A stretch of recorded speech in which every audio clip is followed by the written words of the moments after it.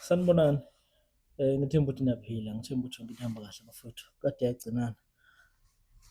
Njengoba niyibonile i-topic la ukuthi ngifuna uzokhuluma ngento ethi noma wathandaza kangakanani, uyabona? Noma ngithi ukuthandaza kuyize uma ngabe i-action ingekho, uma ngabe ukwenza into kungekho kuwe. Ngifuna ukusho njalo. So, ngicabanga ukuthi la ekulapheni sengisikhathi eside, angingathi eside, senginesikhashanyana ngikhona, ngibuka izinto, ngibuka the way abantu abacabanga ngakhona, isida ngabe umuntu uyagula usafuna ukulashwa, ngiyaye ngibuke ukuthi ucabanga kanjani, ngibuke futhi nabantu asebayizinyanga, the way abacabanga ngakhona, nezangoma and everything.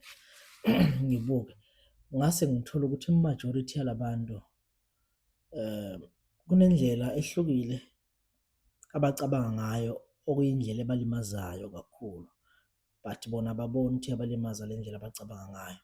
Kodwa umuntu ngeke umshintshe, but ngila ekutheni ukuthandaza kunamandla, but ukuthandaza kuyizeleze uma ngabe izenzo zingekho.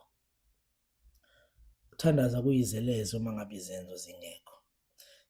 Sinenkinga yabantu abamandla ekuthandazeni, bayathandaza and do everything, bayaphahla, benza noma ngayini, but akubi khona umehluko. Not ngoba bengathandazi kahle, but only because izenzo azikho. Ngifuna ukuthi kuwe kuzoba yizeleze ukuthi uthandaze ngenxa yesiphiwo osiphiwe, uthandaze, uthandazele ukuthi izinto zakho ay'khanye, uthandazele ukuthi ucela ukubona ukuthi indlela yakho kamoya ibhekaphi, but izenzo zibe zingekho. Uma ngikhuluma ngezenzo, ngikhuluma ngokuthi uma uthandaza ucela into yakho, ukubona into yakho ukuthi ibhekaphi, ku-crucial kakhulu ukuthi usukume futhi ube umuntu owenzayo. Uma ngithi owenzayo ngisholo ukuthi usukume, uhambe uye emanzini uma kumele uye emanzini, uhambe uye entabeni uma kumele uye entabeni, uhambe uyothola umuthi wokuphalaza, ngabe owokuchatha, ngabe owokugquma, uthi uthandaza noma ngithi uthi uphahla ube wenza futhi at the same time. Khona leli dlozi lakho lizobona ukuthi uyafuna ukwenza.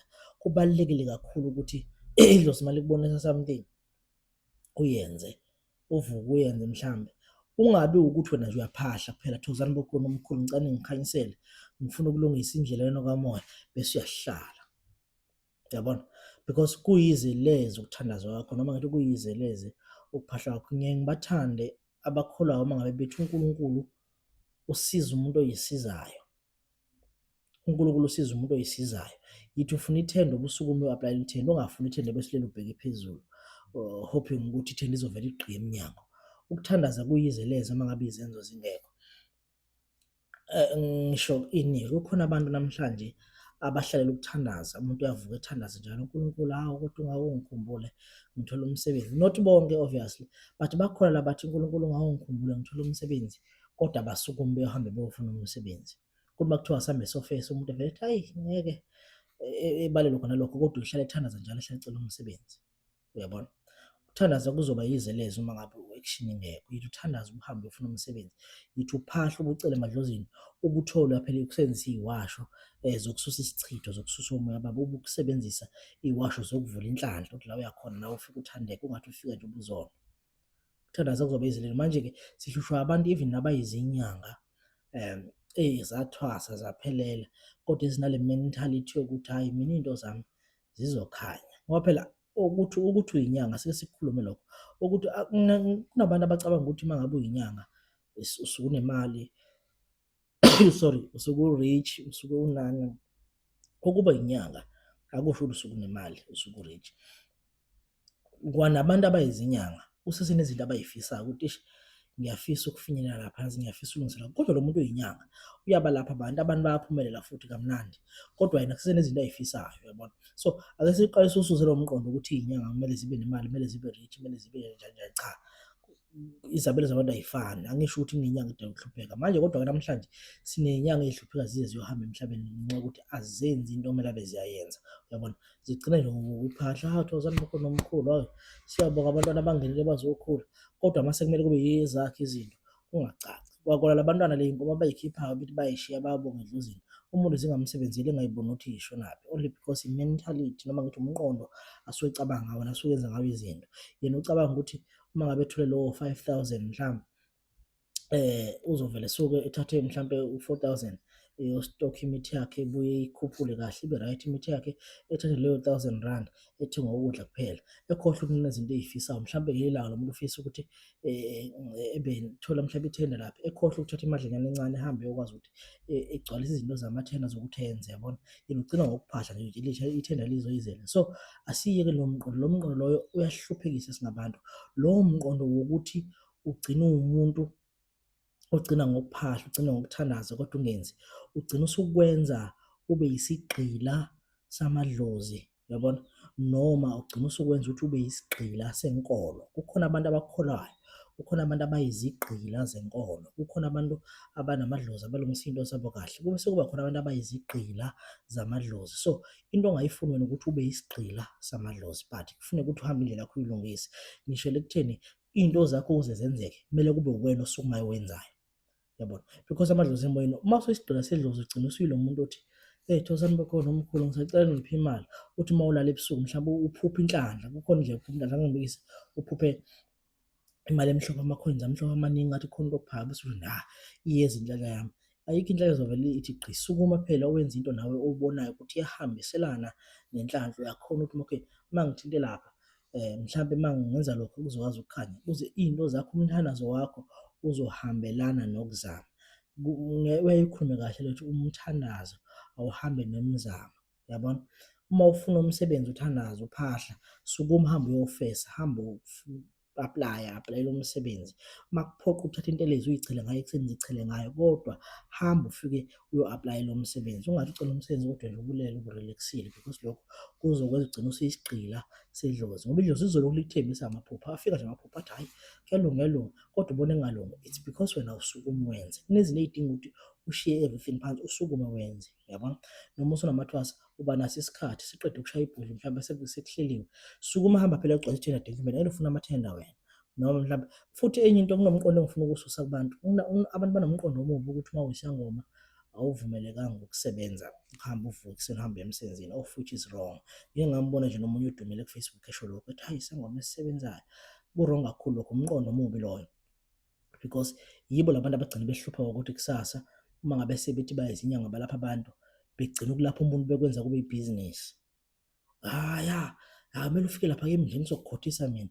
Umuntu bakithi akezwe ngokuthanda kwakhe noma ngokuvulela amadlozi akhe, akangashelwa uwena, hhayi woza kimi uzothwasa kimi, yingoba wena waphendula umsebenzi wedlozi wawenza ibhizinisi. Ngiyaku-understand-a ukuthengisa iwashi, ukuthengisa iwashi ibhizinisi vele, asikukhulumeni lokho, kuyibhizinisi because uyathenga, umuntu uyathenga, uyabona, uhambe uyosebenzisa, kodwa ukulapha akusilo ibhizinisi. So akusilo ihlazo uma ngabe umuntu oyinyanga noma isangoma esukume uyofuna umsebenzi, ethola umsebenzi esebenze, ebuye lapha abantu, because impilo idinga ukuthi usebenze. Impilo phela ayizi ukusiphilisa bafowethu ngokuthi labo 150 enifike nihlole ngabo yibo abazokwenza inyanga ibe rich, labo 5,000 enibakhipha u-3,000 uma ngabe niyohlambulula niyokwenza imisebenzi noma niyophetha iy'nsebenzo, yibo abazosenza sibe rich. Because uma uzobokwa nawe wena-ke osuke uyokhipha lowo 3,000 kwakho nje, u-3,000 uma usebenzisa ufike uthenge nje isishebo esibili, uthenge iphalishi sekuphelile. So le nto leyo ayizukwenza ube rich inyanga. So musani ukugxeka uma ngabe inyanga isuke uyofuna umsebenzi, because kumele ihambe iyosebenza ngaphambi kokuba isebenze nina, because futhi zikhona ey'sebenza phansi. So ngila kutheni umkhuleko bafowethu awuhambisane nemizamo. Yithi uthandaza ubusukume uyozama, ukuphahla akuhambisani nomzamo. Yithi uphahla ubufuna umsebenzi, ubusukume uhambe uyohlamba idlozi lakho, ubusebenzisa imithi yokuthi uthole umsebenzi. Imithi kumele ingene egazini lakho bese siyalinda. Yabona umuntu osuke wenze njalo usuke elinda into efanele ukulinda, than umuntu ovele ethandaza bese kuvuka ekuseni ethi hhayi lami idlozi mina lizongikhanyisela, bese ehlala-ke ejika nelanga ibulanga liyoshona. Okungenani uma ubona ukuthi awunama-skills akahle, uyaphahla mhlawumbe uya-apply-a, mani uzama ukuqhubeka ukuthi ufunde, imfundo ibalulekile. Owatshela izangoma noma amathwaso noma abantu bemoya ukuthi akubalulekile ukufunda, asizi ukunceda isikole, kusuke kuyinkinga lokho. Isikole sibone phambili asizukunceda, awungatshelwa umuntu, sibone phambili asizukunceda. Ungezwa ngomuntu hhayi ungafunda sizokunceda isikole bese uyahlala relax. Asenzeni konke bafowethu, umkhuleko awuhambisane nokuzama. Yithi ukukhuleka ubusukume uyozama. Uthi omunye-ke iphupho alifi mnazwe saphela, uma usesenephupho iphupho require ukuthi usukume uhambe uyosebenza noma uhambe uyokwenza something ethi uthi uNkulunkulu yabo nje lapha kithi la ngikhonza khona kwaShembe uthi uShembe kithi lima uhlakule ulinde. uShembe azange kithi ethi thandaza bese uyalinda, cha uthi lima uhlakule ulinde khona uzovuna okulimileyo. Mayithi lima akakasho ngaso sonke isikhathi ukuthi thatha igeja uyolima. Ukulima kufana nokusebenza, sebenza bese uyalinda ngoba uma uqeda kusebenza bese uyahola. Umuntu nomuntu uzodla imivuzo wey'thukuthuku zakhe. Bathi uthi bese ethi kungafani nje hlale uhambe ucela kubantu, yinje hlale uhambe ucela kubantu ngoba inje ayisebenzi uyabona. So ungafani-ke nenje wena uhambe ucele zonke izinto kubantu, sukuma usebenze khona uzovuna okusebenzile. uNkulunkulu akathokozi ngomuntu osuke edla into engayisebenzelanga. Ngiyabonga kakhulu bafowethu, ngithemba ukuthi kusesekahle. Ningakhohlwa uku-subscribe-a, ni-like, ni-share, nifengele ama-comments, nibhale nifisa ukusho ukwazi ukuxhumana. Inamba yakwa-WhatsApp ithi 065 659 1974 065 659 1974 inamba yakwa-WhatsApp leyo. Sinenhlambulo ngoSepthemba eseThekwini and eGoli nesipace somuntu oyedwa eGoli. Ngiyabonga kakhulu futhi engathi ningaphila nje.